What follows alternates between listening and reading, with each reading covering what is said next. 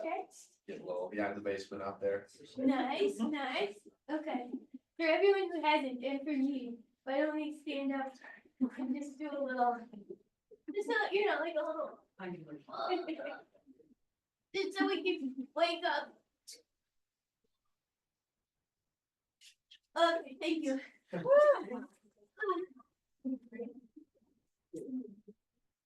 So, I wanted to get an understanding of who's here. How many of you guys are students?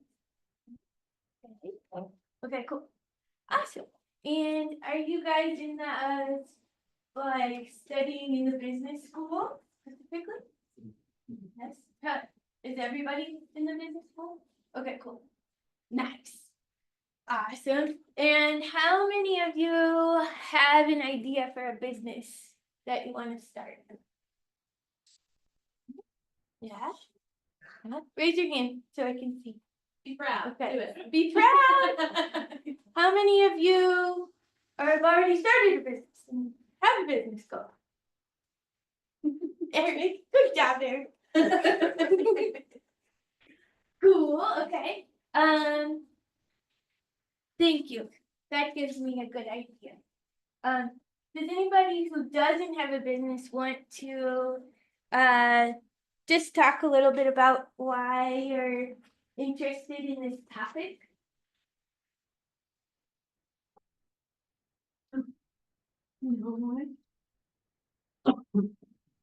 Yeah. Why I'm in a business I want to get into? Yeah. My father used to make Mexican bread, so I want to learn how to make it, and just like I think it's a good business. I love pastries and food, so I think it would be a good business. And I've tried some breads around, and I think there's area for that. Yeah, I don't see Mexican bread at the store or anything. That's there's definitely like a gap there. Especially if it's like soft and tasty, Mm-hmm. quality. Cool. Okay, cool. Anybody else?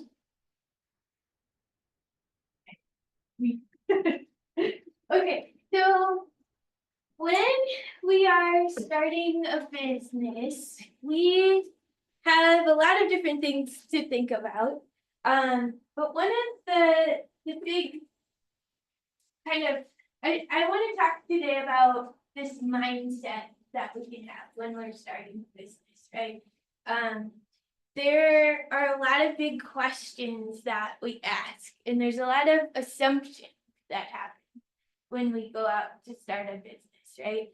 If we Google advice on how to start a business, we may get a lot of different answers, right? And so we need to come at it from a very grounded place, knowing what we want and how we want our business to grow, right? Because there are many different like schools of thought on how we would do this, okay?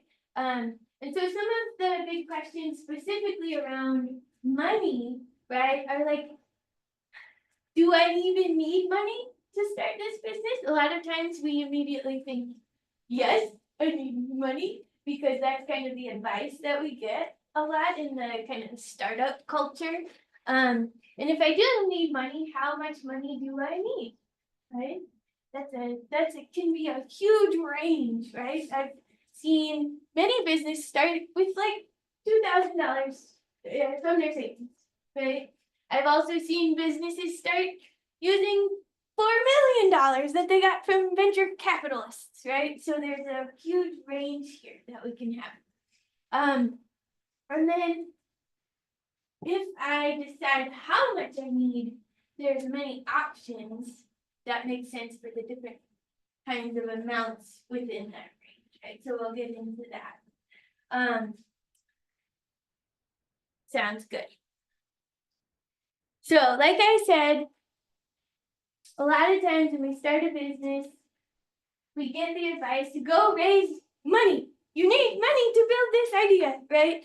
And even in the startup world where I come from, it's very much a cool thing to do, right? They even measure the success of startup companies based on how much funding they've raised from venture capital. So does anybody know what venture capital is? Okay, cool. So, we've got two types of funding. We've got non-dilutive and we've got dilutive, which is a funky word, but the non-dilutive funding is funding that you get when you're not exchanging a piece of your business for that money, right? So these could be things like grants. If you get a grant, you don't have to pay it back, right? You can use that money for what you need it for, and maybe you have to report on what you used it for, but you really get that money and you get to use it, right? If you get a loan, you have to pay back the loan, but you didn't give up any of your business to get that loan. You just went to a bank and said, I need some money. Can you loan me some money, right? Then we have venture capital and angel investing. So these are equity investments, right? So they say, I'll give you, like for instance, the accelerator program that I run is run by an investment firm, and they have accelerators where they say, we'll give you $100,000 in exchange for 7% of your business, right? And so you have the stocks, the shares of your business, and you would give them some of that, right? So that means now, if I own 100%, now I only own 93% of my company, right? But I was willing to do that to get that money so that I could get started, right? In the startup world, it's very cool to raise millions and millions of dollars, right? But the best, most successful startups only raise when they know that they need money, right? And so today I'm going to walk through how do we understand whether we need money and why we need it, right? I've seen a lot of startups talk about like, oh, well, the most common seed round of funding, right? We have these rounds of funding that we go through is 1.5 million, and the investors won't take you seriously unless you raise $1.5 million, right? At least $1 million or else.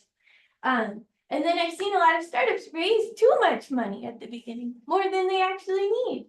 And then they get in this weird cycle that doesn't actually incentivize themselves as a company to actually make any money, right? Because they're used to getting this money from outside sources.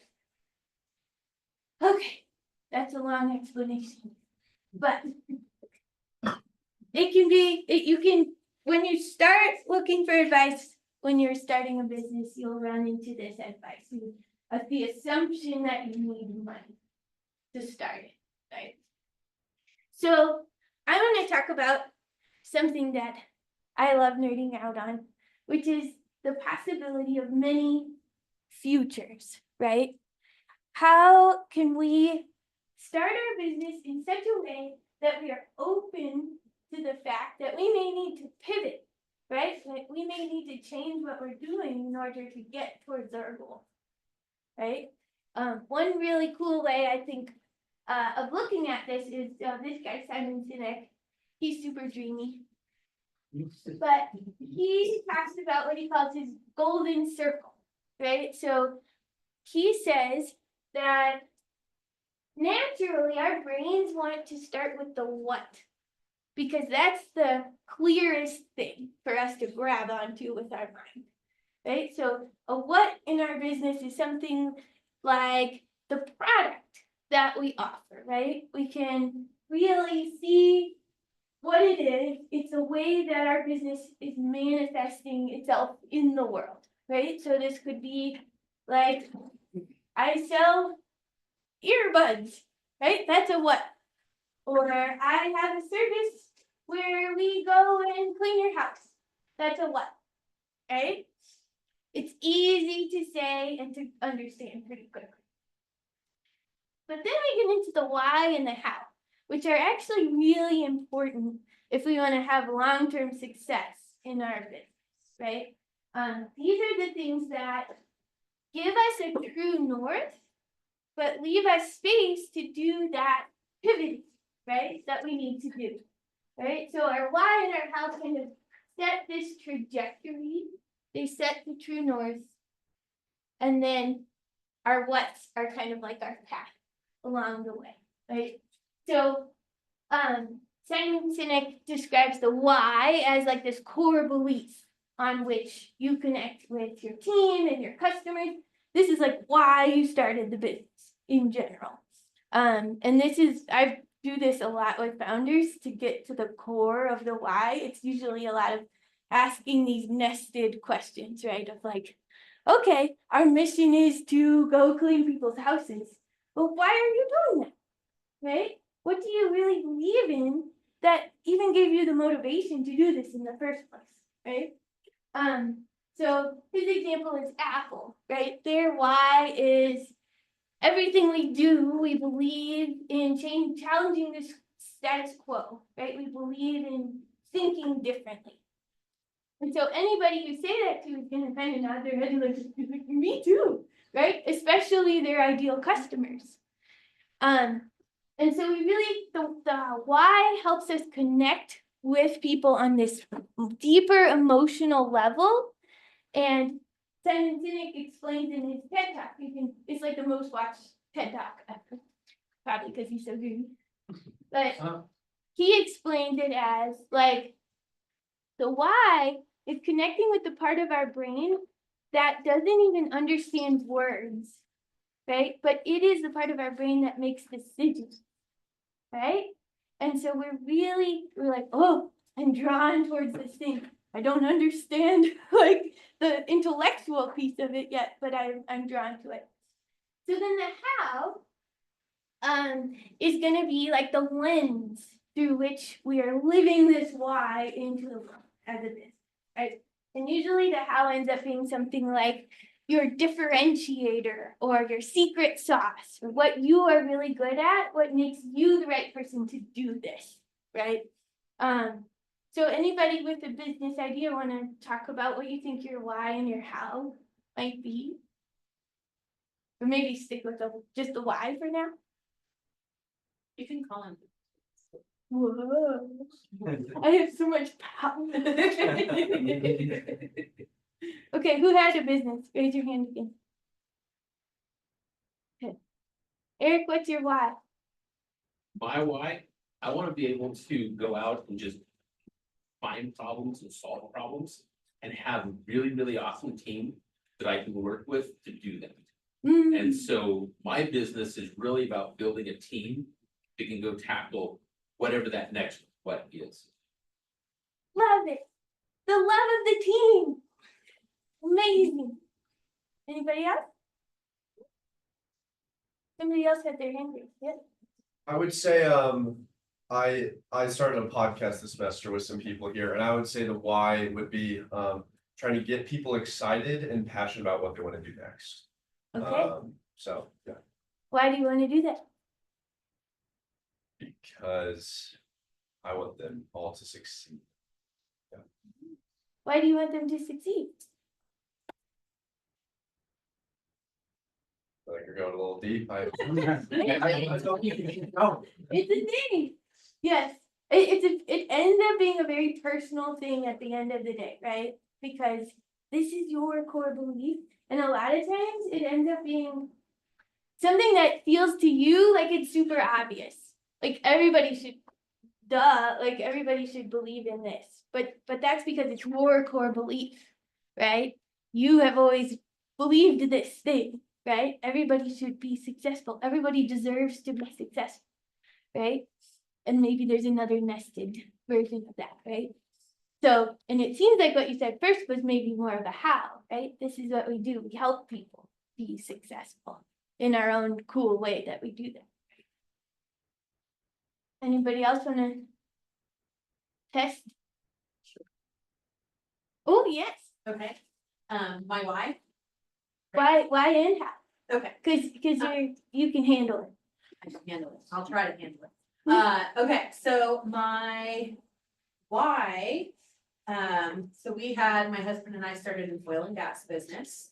And so, a tool service company, and our why was we were approached with an opportunity that we thought this is a once in a lifetime chance. We'll never get this chance again, where someone says, hey, we've got a company we don't want it, do you want it, and see what you can do with it.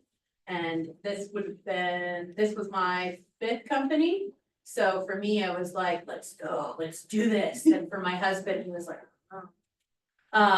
And the how was that we sat down, we had lots of great conversations, and we created a plan for what this could look like for a family. And, having something that would, potentially, we didn't know where it could lead, but we were open to the journey.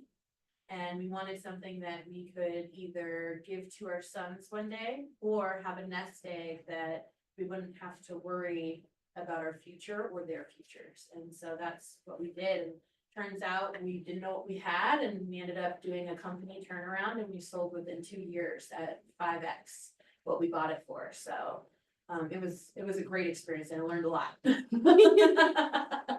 Cool. Yeah, and it's like maybe even though I can be like, we love being business owners, like for the love of doing business, Yep. right? Like, so cool.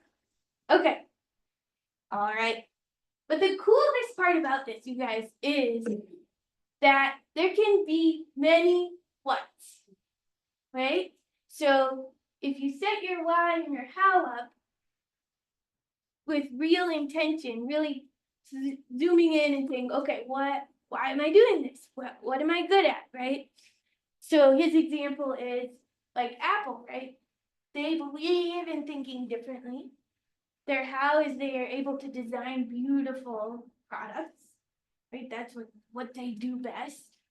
And then because of that why and that how, we are willing to buy different products from them, right? We'll buy an iPod and a computer and earbuds, which are pretty different technologies, right? But we trust them to build quality technology because we believe in why they're doing it. We can feel that from them. Every time I use my computer, I'm like, oh, this is so beautiful, and well, this, like it's magic. So this, I think, is one of the most important skills as an entrepreneur, right? We may start a company because we have a vision that looks like one what, right? We have this big vision of our solution. And that is awesome, right? Because it gives us the motivation to actually do the thing, because we can see and taste and smell it. But then the best skill that we can have is to be able to step back and hold that big vision lightly, and to say, if I really want to solve this problem, right? If I really believe in my why I'm doing this, am I willing to explore other whats? How else can this manifest itself in the world, right? And at the beginning, this is super important to get your business off the ground, right? Because your big vision might be a fancy convertible car, right? But what we really want to start with is something like a skateboard, okay? So we got to be open to the fact that if our why is, I really believe that people should be able to get from point A to point B, right? They should be able to travel on the road. Then we want to start with a version of our what that actually solves that problem for them, right? So if we started with a wheel and we said, our big vision is a convertible car, we're working on it, we're building a wheel, well, we built the axles, nobody can actually use that to solve the problem. So you may get to the point where you have built your convertible car, and then you might find out that nobody actually likes your car, right? When we build this way, we get it out there in people's hands as soon as possible, right? So start with a skateboard. Maybe it's super janky. It's put together with duct tape, right? But the high school bros are going to use it to get to school. They're going to give us feedback. We're going to take that feedback and we're going to, okay, build a scooter, right? Because the girls didn't want to get their, maybe they were wearing a skirt that day and they a skateboard is too much for that. So, we take that feedback and we keep iterating on this, right? And if we're doing it right, the convertible car that we end up with is not gonna look like the car that we thought we were gonna build. Right? Because that means we actually took the feedback from our customers and used it to actually impact the way we were building.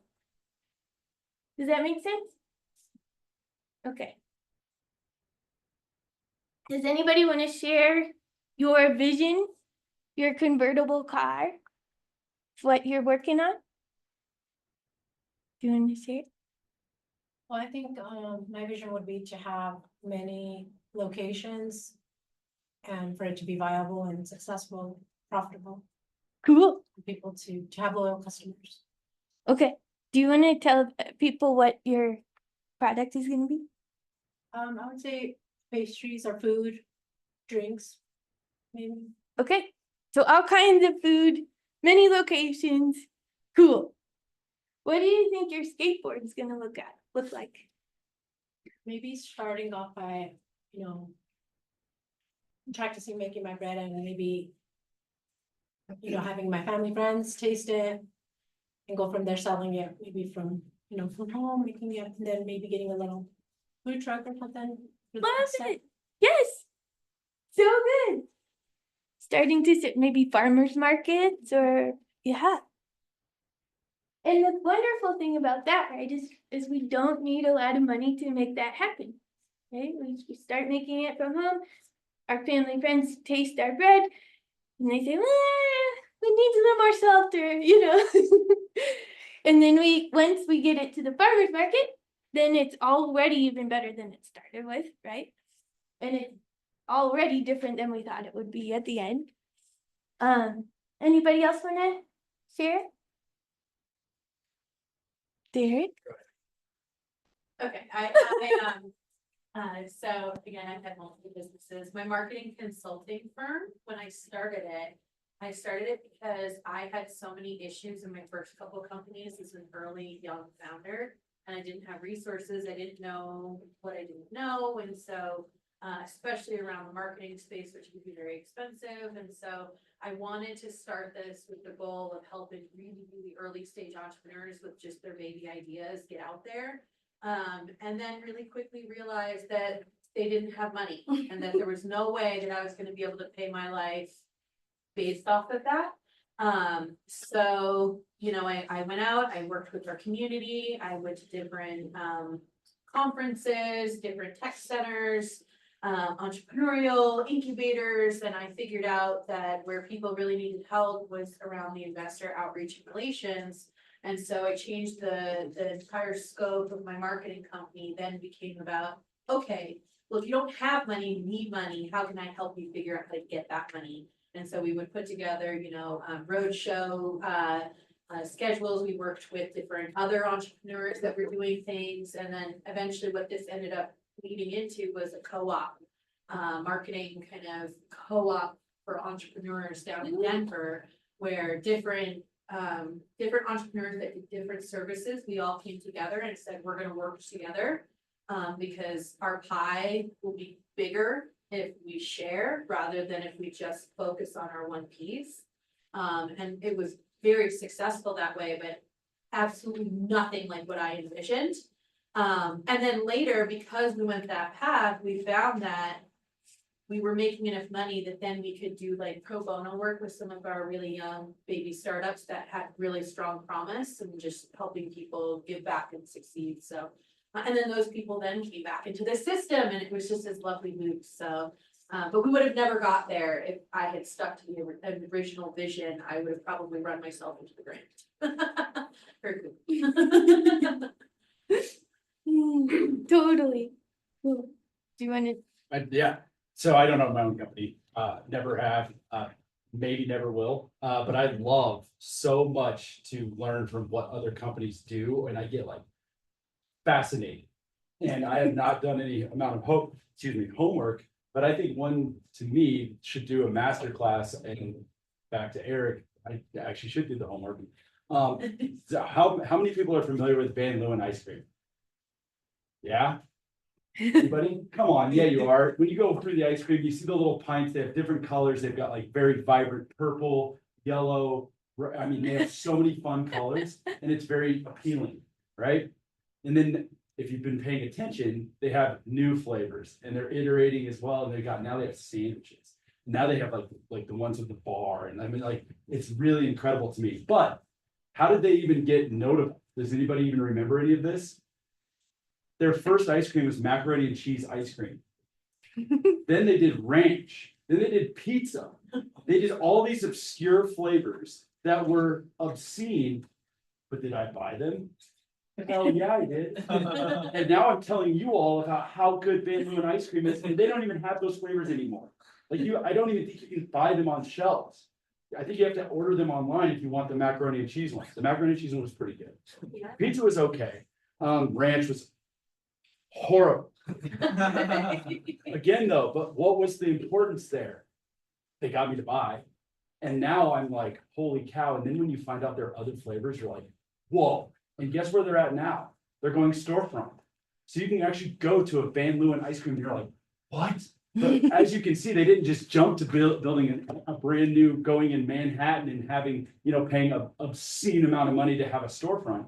They started very obscure and it worked, but it was very fitting for them because they found a niche. And then now you can get bigger pints. Now you can get all these different things. And when you're spending $6 for a little thing of ice cream, think of how impressive that is. And again, I don't know what their manufacturing is on the back end. And like I said, I should be doing the homework, but I love to learn from those things because I eat these things. I should know more about this. And if I had a business, I would want to maybe look at how did they go from here to here and see what I could take from them. So Totally.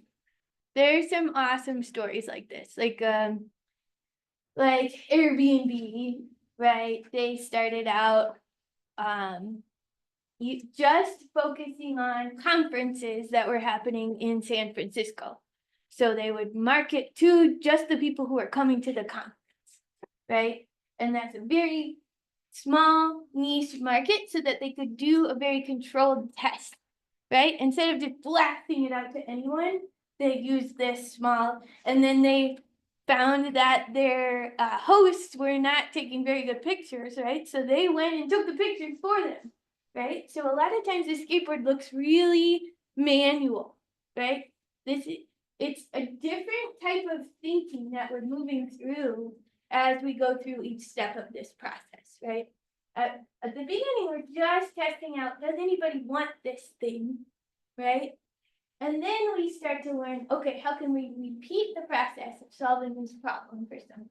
How can we do it for a few more people at once, right? How can we grow our company and how can we scale it? It's a very different way of thinking than the way we're thinking at the beginning. Cool. So, moral of the story, idea plus money does not equal convertible car that will be a successful business, right? When we do this path, we miss out on all the awesome learning that we can get when we move through the iterative process. Cool.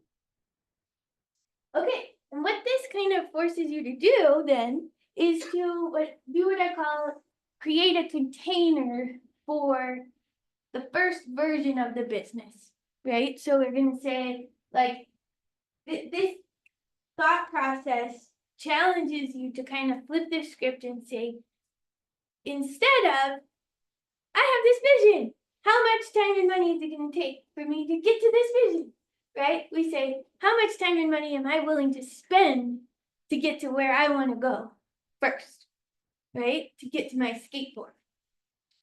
So a way to do this is to first set our time box, right? We want to say, this is the date that I'm going to launch the thing. And this is the date that I'm going to look back and say, did this work or did this not work, right? If we don't set a date, I've seen founders go years and years without really looking around to say, did this actually work? Is this working for me, right? And then the next most important thing to do there is to define that success, right? To say, what are the numbers that will tell me whether I have validated my most risky assumption, right? Most of the time, our most risky assumption is, will people pay for this, right? Will people get out their credit card and actually spend money, right? There's a lot of assumptions that we can test. There's assumptions around what we believe because of our core values and our why. We may assume that other people believe those too, right? There's assumptions around the actual customers that we're gonna have, right? We may assume they value one thing over another. We may be totally wrong, right? We may have assumptions based on the problem that we think people are having. This is a great reason to go out and do some customer conversations and talk to people and actually say, do you actually recognize that you have this problem? I think you have this problem, but do you actually have this problem? Right? There are people like, where's the Mexican bread? In the grocery store. Yeah. And then based on our solution, right? We assume that when we give this widget that we built to someone, it's going to actually solve their problem for them and it's going to do what we think it'll do. And we assume that they're gonna use it in the way we think they, right? So there's all kinds of assumptions, and for each assumption, we can find a number to track that will actually tell us whether that's true or not, right? This is kind of a tricky process to go through to get from the assumption to the number, but when we do that work, it's really valuable because then we have a real definition of success, right? So basically, we'll create a container that says, I'm gonna do this experiment, right? It's gonna last 3 months. I'm gonna validate that people will pay for the thing, and I'm gonna track that by the number of things I've sold, probably, right? And maybe some other metrics that we that mean a lot to our specific business. Cool. So really what this is taking this big holographic idea that we have in our head and translating that into this linear reality, right? It's really scrunchy feeling when we do this.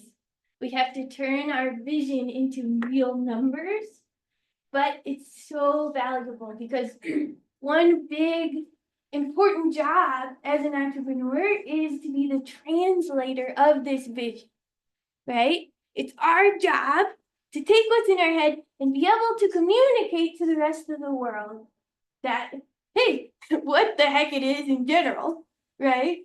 And why is it valuable for you? Why should you even buy it, right?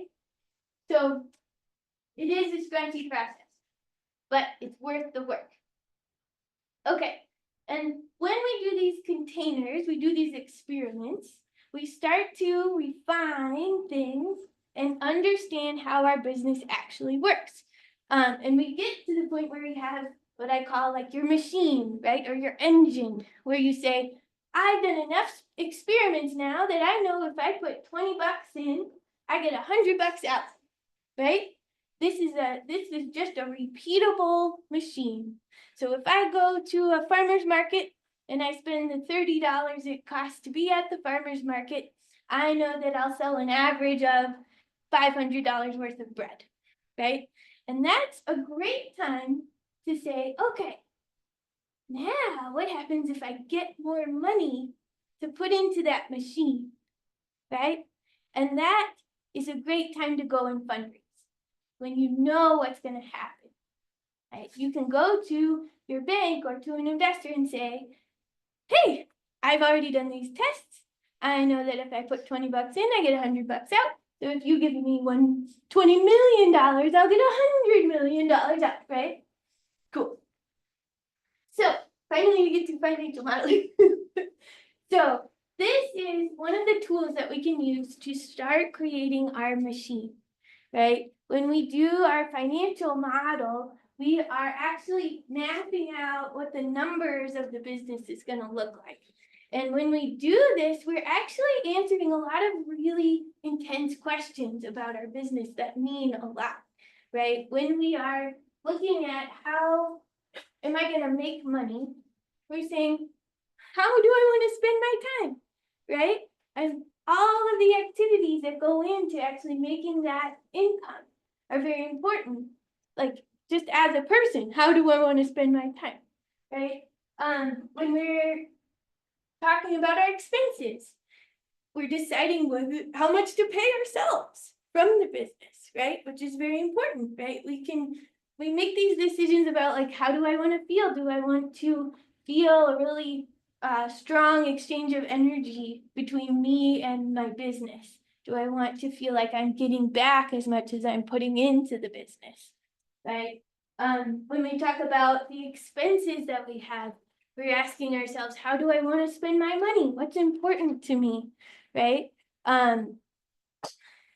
Okay, so here's our template.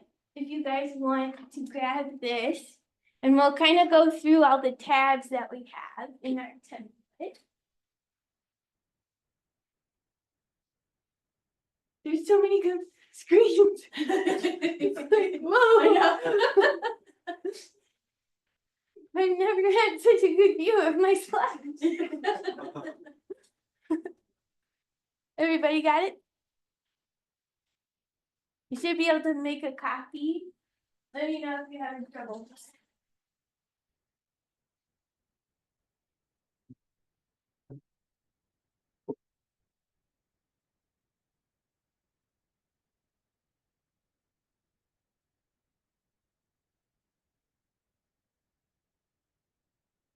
And if you don't have your computer with you, like, totally, you can save this for later. We'll go through the tabs in this spreadsheet.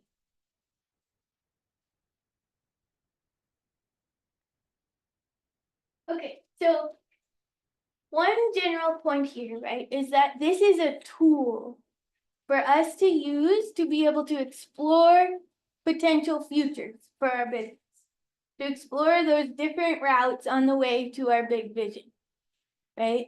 So we want to use this not as like the end all be all of our business, but as a way to map and to test, right? We can extrapolate things out into the future and say, will this actually work? So I encourage anybody who's starting a business to make multiple of these financial models. You may make, yes, Rachel. I was gonna just add, even outside of business, from a personal finance perspective, you should do this for yourselves anyways. For me and my family, I have a bunch of these, and when I was thinking about taking on a new job, we went through our budget and I said, okay, here's what it looks like if we stay where we're at, here's what it looks like if I get a new job, here's what it looks like you get. Like, it's really important to plan your lives and financially plan for yourself. So in business, you must do this. In your personal lives, you really, really, really should be doing this too. So just so you know, it's important to know what your life, the way that you want to live it, costs and takes, so that you're making sure that you're putting yourselves in a position, in a career, in a business where you can live a happy life the way you want to. But anyways, I just think that's my little soapbox. Okay. I love that. So, I think you need to do the same thing for your time Yes, and a very similar approach. yeah, time is not infinite, No, it's even not. though it feels like yeah, it. yeah. Cool. Okay. So the first, I think actually it's the second tab in the spreadsheet, is for our pricing model. So I have some normal-ish pricing models in here. You probably won't use all of these, but you can kind of pick how do I do my pricing for my business, right? And so there are some ways to kind of go through and figure that out. I'll go through these. So subscription pricing, right? We know that from like Spotify, right? We pay the same amount every month. It comes out of our bank account. This is a really great model for your business, right? Because when you have recurring revenue that this creates, you'll be able to predict your future revenue, which is an amazing thing to have in your business, right? Whereas if you do one-off pricing, if you just sell a thing to a person, right? you may or may not have them come back and buy another thing from you, right? Once you sell a thing, you'll probably have to go market and find someone else to buy the thing, right? So that's a lot of work as a business to do. If you really enjoy that, and if that's your sweet spot, there's a lot of businesses that do work that way, and they're really good at marketing, right? Because they have to be. They have to continue to bring in new customers all the time. Then we have ones that kind of come up as a form of these like marketplace platforms that we see, like Uber or Airbnb, where you make money as a business when a transaction happens between the customers, right? So Uber, right, we're connecting the driver with the rider, and the rider pays the driver $10. We get 10%. So we get $1 every time a ride happens, right? That's a very simplified version, but does that make sense? Okay. So based on your type of business, you'll pick which pricing that you're going to use here, and you'll plug in your actual numbers here. So how much does my box of text cost, right, when somebody buys? And you might also have some other types of variables for your business that are specific to your business, right? Like I know when I had a development agency, I had a box here for the rate that I paid my contractors, right? The people who I hired to work for me. And because that was a constant along the whole spreadsheet. Anywhere that I wanted to refer to that number, I would come back to this box. So I didn't have to change it in multiple places if I wanted to test what would happen if I changed it. Cool? Okay. One thing to think about when we're thinking about pricing, right, and money in general, we want to set things up so that we have a really strong exchange of energy between ourselves and our customers, the people that we want to serve, the people that are most aligned with our why, right? So this is kind of like a very obvious example, right? Customers pay for the skateboard, we get paid, right? Every time we sell a skateboard, we get rewarded as a company with money, right? Because we brought that value to our customer. What happens if we don't do this is something like, like Facebook is the classic example, right? Where they monetized via advertising, right? So they sold advertising on their platform, and it was free for everybody to use the platform. So over time, they incentivize themselves to provide value for the advertisers instead of providing value for the actual people on their platform, which causes all sorts of shenanigans, okay? If we monetize in alignment with our core values, we won't wake up a few years later and say, why am I doing this, right? We're incentivizing ourselves to provide value for the people we want to serve. Okay. One way to do that is to map out the person's journey throughout the experience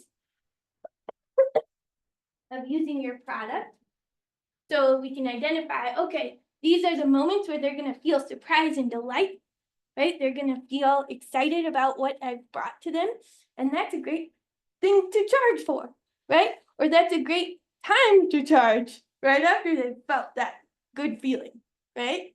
So, and we can also explore having multiple revenue streams, right? We might have one type of customer that we sell one type of product to, and we might have a second type of customer. Okay, cool. So then I think it's the third tab in our spreadsheet is projections.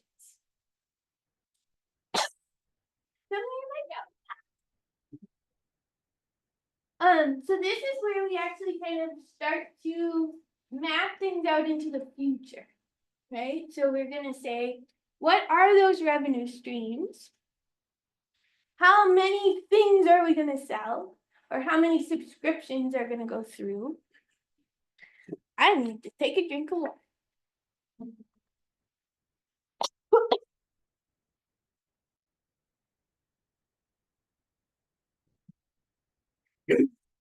Woo! And then, so it's really easy here. I've seen a lot of founders do this and go, ah, we're gonna make millions of dollars by September, right? Because we can just plug in the numbers, right? We're gonna sell 500 of the widgets in September. One way that I like to protect ourselves from that tendency is to add lines in here that are actually things we actually have control over, right? So we can say, well, I'm gonna make $600 because I sold 12 items, right? And then we can add a line to say, like, how many actual sales conversations did I need to have in order to sell those 12 items, right? That's a number that I actually have control over. So I can do the outreach that I need to set up that number of phone calls. And then I have a lot more control over how much money I'm gonna actually make if I really follow through on that. Does that make sense? Okay. When we do this, we start to build out what we call a sales funnel, right? Where we say, well, I predict that this many people that I talk to are going to actually convert to buying something, right? Okay. So then our final tab in there is called the expenses tab. This one looks kind of like a profit and loss statement, right? Or a budget. And this is where we can kind of map out, okay, we bring the income in from our projections tab. We can link those numbers. We can add the cost of goods. So anybody know what cost of goods is? Some nods, okay.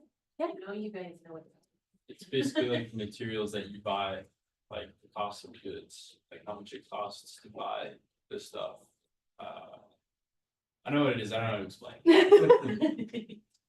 Yeah, no, I mean, that's one Materials, yeah. Yeah, so like if I'm selling a thing that I build, totally, I need to go buy the materials to build that thing. Exactly. There's other kinds of types of cost of goods. Really what it is like your direct cost that it takes you to deliver the thing that they bought, right?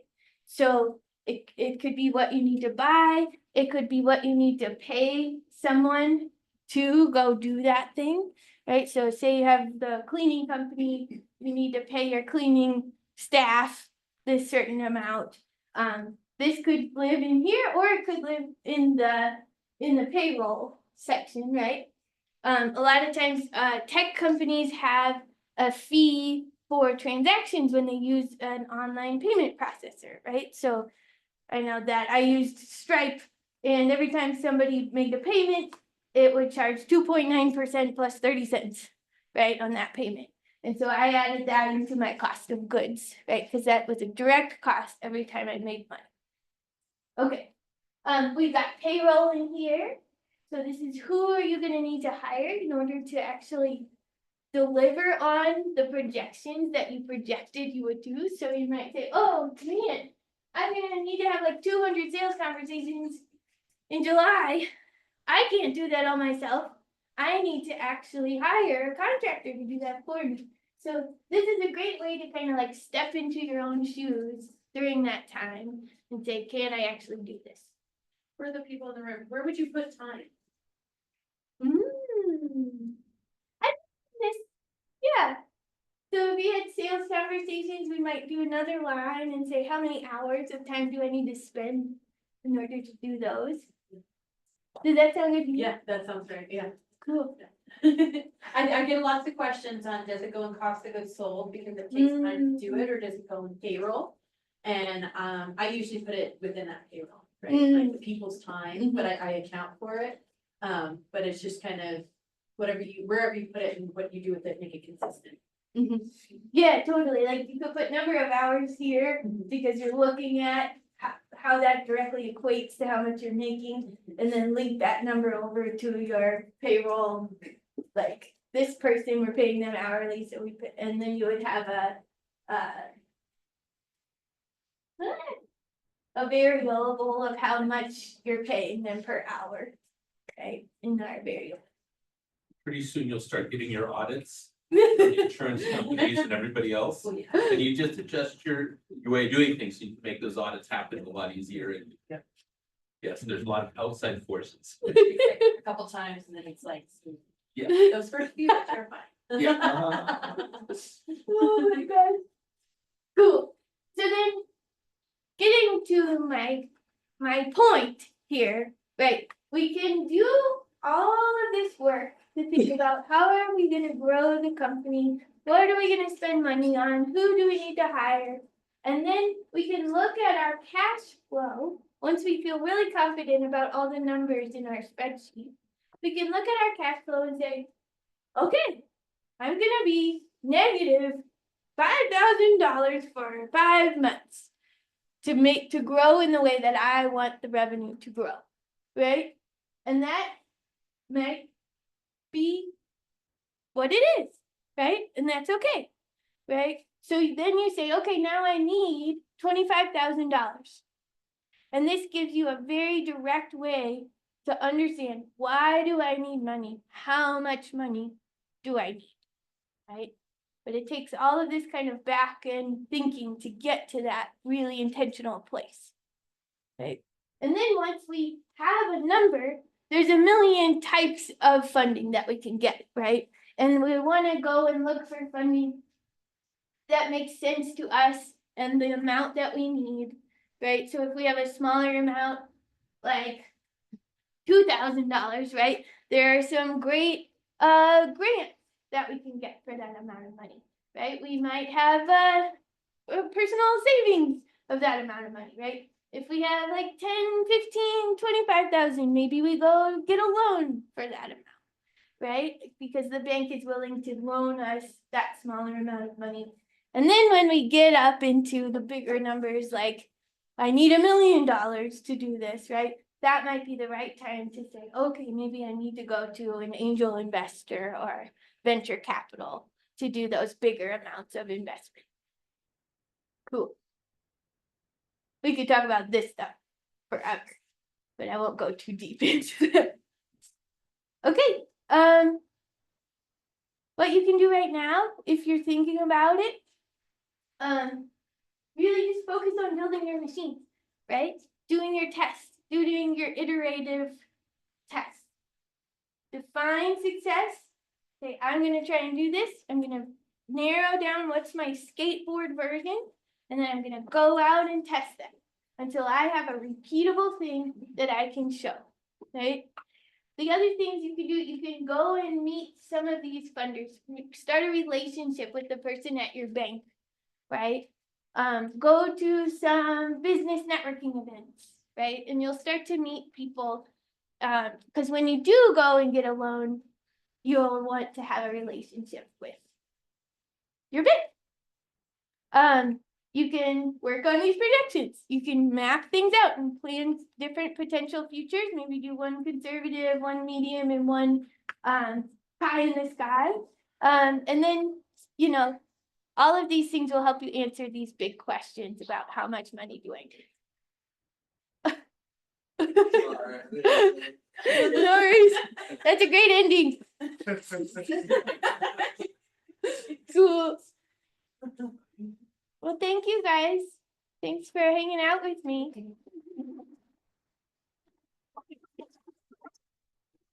And for those of you that are starting businesses or are interested, Allie's a great resource to know. She runs our local accelerator here in Greeley, and she's very well connected so I know there's several of you in the room who are very shy to raise your hands. So just know that she's a great resource, and I highly recommend you connect with her on LinkedIn. Yes, Both entrepreneurial and just in terms of business. She's a great connection to have. Always posting events and events are wonderful, so please go. Yeah. yay. Yeah, if you follow me on LinkedIn, I post all of our events that we're having through the accelerator program. The program's called gBeta Greeley. And we definitely encourage you guys to take a look and apply to that program. Please email me. I do free consultations with founders all the time. So let's hang out, have coffee, and work through some of this stuff and answer some of the questions that you have. Happy to do that. Cool. Thank you.